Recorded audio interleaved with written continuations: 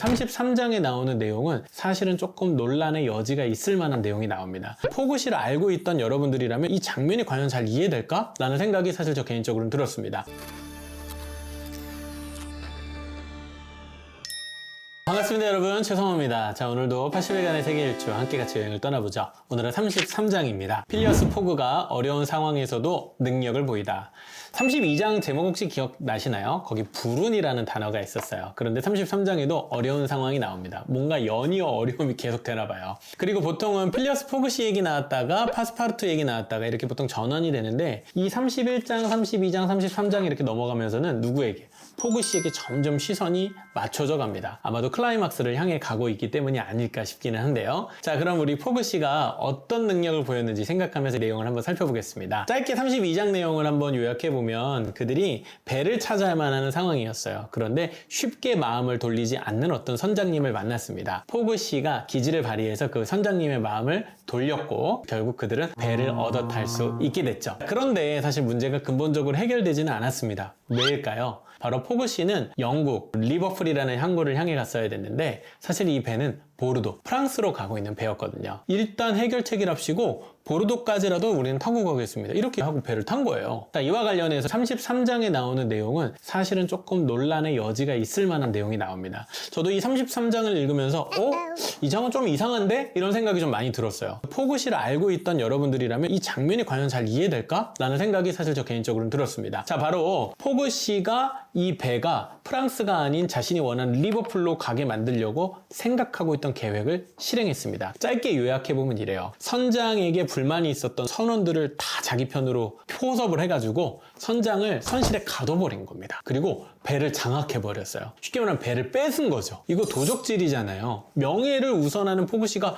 이런 행동을 했다는 게 약간 요즘 말로 설정분개 아닌가? 포그시가 도둑이 됐다고? 이렇게 생각을 했습니다. 실제로 작품에 포그시를 도둑으로 의심하고 있는 픽스 형사가 그래, 그럼 그렇지. 역시 큰 도둑이 이 정도 작은 도둑질 못하겠어? 배도 훔쳤구만. 이렇게 내용도 나와요. 그래서 포그시의 이 행동은 좀 마음이 급해진 나머지 자신의 원칙을 저버린 건 아닐까? 뭐 이런 생각이 들 정도로 그 행동이 의아하고 이해가지 않는 장이기도 했습니다. 그 이후 과정을 조금 더 설명드리면 이렇습니다. 우선 일행은 보르도까지 가던 배를 결국엔 리버풀로 목적지를 바꾸었고 원하던 방향으로 선원들을 이끌고 배를 타 나아갑니다. 중도에 또 문제가 하나 생겨요. 연료가 부족해지는 상황. 문제를 해결하기 위해서 기지를 발휘합니다. 포그시가 다시 선장을 데려옵니다. 그 선장한테 6만 불을 주고 이 배를 삽니다. 여러분, 이 내기에 얼마 걸려 있었는지 기억하십니까? 맞습니다. 2만 파운드였죠. 하나로 요즘 기준으로 한 2, 30억 정도 되는 비용이 엄청 큰 내기가 걸려 있었는데, 이 배를 사는데 6만 달러를 썼다고 합니다. 그리고 무슨 일을 하냐면 땔감 대신 이 나무를 뜯어 쓰기로 합니다. 와, 저는 이 장면을 보면서 진짜 깜짝 놀라긴 했어요. 얼마나 간절했더라면 제사를 뜯어가면서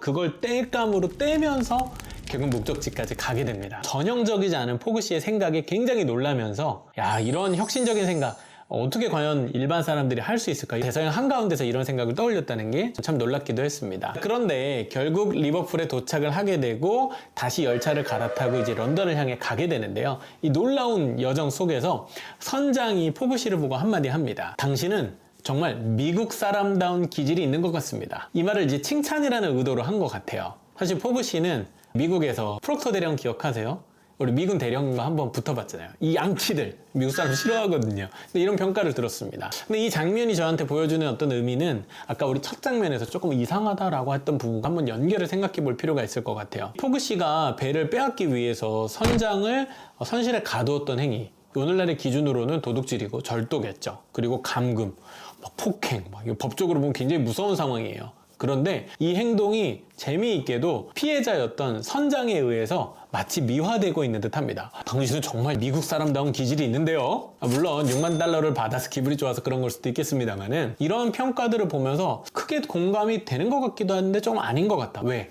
옳고 그름에 대한 기준이 우리랑 좀 다른 건가? 약간 이런 생각도 드는 거죠. 그러고 보면 마키아벨리가 생각나기도 합니다. 그의 군주론에 군주에게 필요한 덕목은 착하고 선한 행실만 하는 것이 아니라 때로는 카리스마 있게 법도 사용하고 폭력, 힘도 사용해서 백성들을 다스려야 되는 일, 어쩌면 그런 일에 필요한 이 뛰어난 덕성, 영웅적 자질을 지닌 사람이 됐을 때 불운도 이겨내는 것이다, 이렇게 얘기를 했는데, 어쩌면 포그시가 보여주는 과감한 과단성 있는 이런 결단들은 그가 가지고 있는 비범함이 어떤 것인지를 생각하게 되고요. 또 그 시점상 과거에는 이걸 단순히 결과적으로 잘못된 행위를 정당화한다, 뭐 이렇게도 볼 수 있겠지만은 옳고 그름을 따질 때 영웅들에게 허락되는, 비록 조금 악해 보이는 어떤 잠깐의 순간, 거짓말들이 섞여 있다 할지라도 그것들이 용납되는 장면도 있는 듯 합니다. 이 장면을 어떻게 해석하실지 저는 여러분들에게 한번 질문을 던져보고 싶었는데요. 이 리버풀에 어떻게 해서든 도착하기 위해서 포그 씨가 배를 빼앗고 결국 그 배를 불태워가면서까지 목적지에 도달했던 포그 씨의 행동,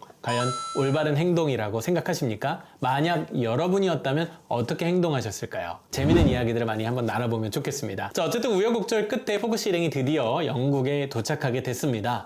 이제 내기의 종착지가 이제 목전에 이르게 되었는데요. 점점 더 집중하게 되는 클라이막스를 향해서 빠르게 한번 같이 나가보면 좋겠습니다. 저는 그럼 다음 장에서 또 재미있는 질문으로 찾아뵙도록 하겠습니다. 감사합니다.